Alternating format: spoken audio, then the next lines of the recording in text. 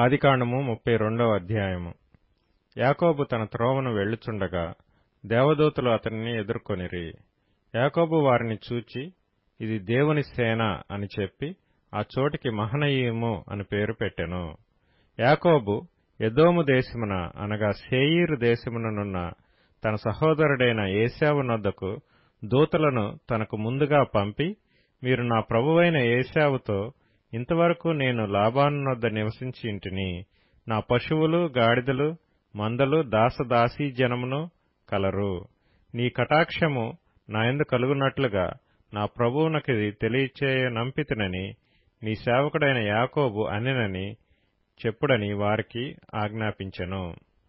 ఆ దూతలు యాకోబు నొద్దకు తిరిగి వచ్చి, మేము నీ సహోదరుడైన ఏశావు నొద్దకు వెళ్ళితిమి, అతడు 400 మందితో నిన్ను ఎదుర్కొన వచ్చుచున్నాడని చెప్పగా, యాకోబు మిక్కిలి భయపడి తొందరపడి, ఏశావు ఒక గుంపు మీదకి వచ్చి దాన్ని హతము చేసిన ఎడల మిగిలిన గుంపు తప్పించుకొని పోవుననుకొని తనతోనున్న జనులను మందలను పశువులను ఒంటెలను 2 గుంపులుగా విభాగించెను. అప్పుడు యాకోబు, నా తండ్రి అయిన అబ్రాహాము దేవా, నా తండ్రి అయిన ఇస్సాకు దేవా, నీ దేశమునకు నీ బంధువుల యొద్దకు తిరిగి వెళ్ళుము, నీకు మేలు చేసేదనని నాతో చెప్పిన యెహోవా, నీవు నీ సేవకునికి చేసిన సమస్తమైన ఉపకారములకును సమస్త సత్యమునకును అపాత్రుడను. ఎట్లనగా నా చేతి కర్రతో మాత్రమే ఈ యోర్దాను దాటితిని. ఇప్పుడు నేను 2 గుంపులైతిని. నా సహోదరుడైన ఏశావు చేతి నుండి దయచేసి నన్ను తప్పించుము. అతడు వచ్చి పిల్లలతో తల్లిని నన్ను చంపునేమో అని అతనికి భయపడుచున్నాను. నేను నీకు తోడై నిశ్చయముగా మేలు చేయుచు విస్తారమగుట వలన లెక్కింపలేని సముద్రపు ఇసుక వలె నీ సంతానము విస్తరింపచేయుదునని సెలవిచ్చితివే అనెను.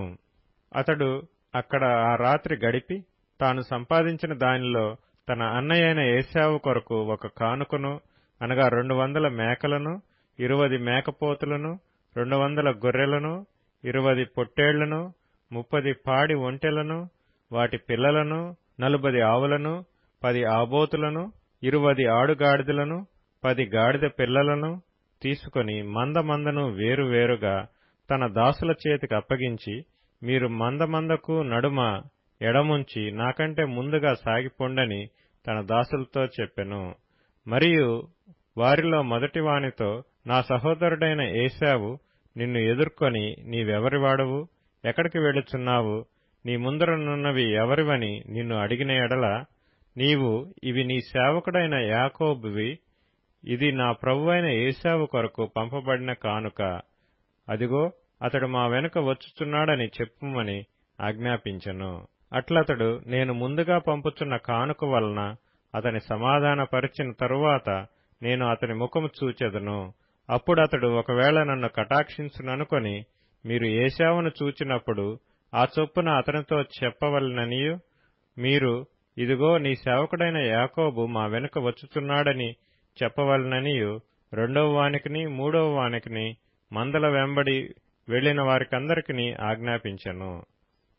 అతడు కానుకను తనకు ముందుగా పంపించి తాను గుంపులో ఆ రాత్రి నిలచెను. ఆ రాత్రి అతడు లేచి తన 2 భార్యలను తన 2 దాసీలను తన 11 మంది పిల్లలను తీసుకొని యబ్బోకు రేవు దాటిపోయెను. యాకోబు వారిని తీసుకొని ఆ ఏరు దాటించి తనకు కలిగినదంతయు పంపివేశెను. యాకోబు ఒక్కడు మిగిలిపోయెను. ఒక నరుడు తెల్లవారు వరకు అతనితో పెనుగులాడెను. తాను అతని గెలవకుండుట చూచి తొడగూటి మీద అతనిని కొట్టెను. అప్పుడతడు ఆయనతో పెనుగులాడుట వలన యాకోబు తొడగూడు వసిలెను. ఆయన తెల్లవారుచున్నది గనుక నన్ను పోనిమ్మనగా, అతడు, నీవు నన్ను ఆశీర్వదించితేనే గాని నిన్ను పోనీయననెను. ఆయన, నీ పేరేమని అడుగగా అతడు యాకోబు అని చెప్పెను. అప్పుడు ఆయన, నీవు దేవునితోనూ మనుషులతోనూ పోరాడి గెలిచితివి గనుక ఇక మీదట నీ పేరు ఇశ్రాయేలే గాని యాకోబు అనబడదని చెప్పెను. అప్పుడు యాకోబు, నీ పేరు దయచేసి తెలుపుమనెను. అందుకాయన, నీవు ఎందునిమిత్తం నా పేరు అడిగితివని చెప్పి అక్కడ అతనిని ఆశీర్వదించెను.